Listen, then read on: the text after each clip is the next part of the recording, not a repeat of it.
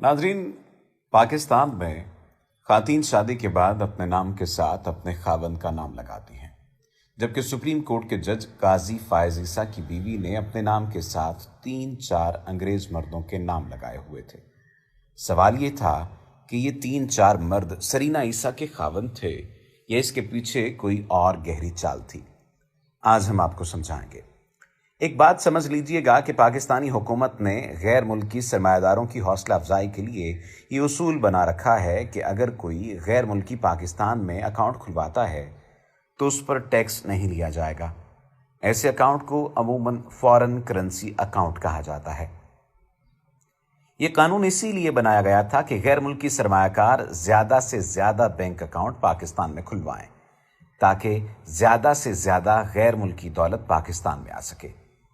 अब कहानी कुछ इस तरह से हुई कि काजी फायज ईसा की करप्शन की वजह से जब घर में बेतहाशा दौलत की रेल पेल होने लगी तो 2 किस्म के मसले काजी फैमिली को दरपेश हुए। पहला बड़ा मसला ये था कि इस दौलत को छुपाया किधर जाए, किस बैंक में रखवाया जाए।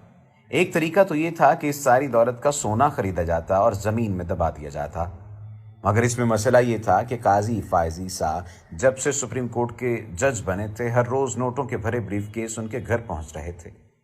यानी एक मुसलसल अमल था और इस दौलत को छुपाने के लिए हर रोज़ सोना नहीं खरीदा जा सकता था।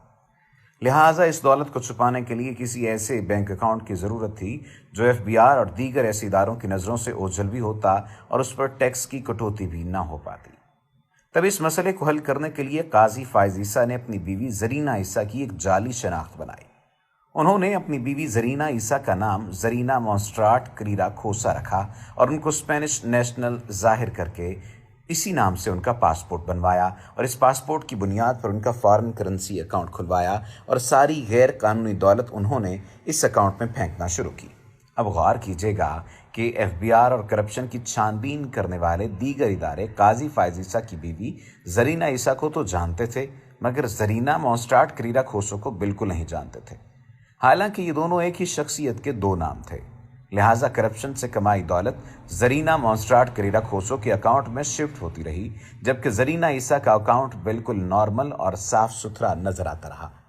गौर कीजिएगा कि किस तरह पाकिस्तान की आला अदलिया के एक जज ने फ्रॉड की एक नई तारीख रकम की।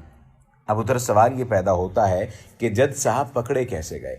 मौसूफ पकड़े कुछ इस तरह से गए कि उनकी अहलिया जरीना ईसा के नाम पर लंदन में 3 ऐसे फ्लैट खरीदे गए थे जो अपने असल नाम जरीना ईसा के नाम से खरीदे गए थे, लेकिन इन फ्लैट्स को कहीं भी डिक्लेयर नहीं किया गया था। जब FBI ने उन असासजात के बारे में छानबीन की और जरीना ईसा से पूछा गया कि फ्लैट्स किस इनकम से खरीदे गए, तो पता चला कि मोहतरमा के पास इन असासों का कोई सोर्स ऑफ इनकम ही मौजूद नहीं है। मजीद छानबीन की गई तो जरीना मॉन्स्ट्राट करीरा खोसो वाला मामला भी सामने आ गया। ऐसे हालात में जब काजी फायज ईसा ने देखा कि वो फंसते चले जा रहे हैं, उन्होंने फौरन अपने साथी जजेस से मिलकर एक ऐसा मुतनाज़ा फैसला अपने हक में करवाया कि आज के बाद किसी भी जज या उसकी फैमिली से उसकी करप्शन या गैर कानूनी दौलत के बारे में सवाल नहीं किया जा सकेगा। ये इतना शर्मनाक फैसला था कि जिसकी नज़ीर शायद दुनिया की अदालती तारीख में कहीं ना मिल सके। नाजरीन, जज निज़ाम इंसाफ की इकाई और दहाई दोनों होते हैं।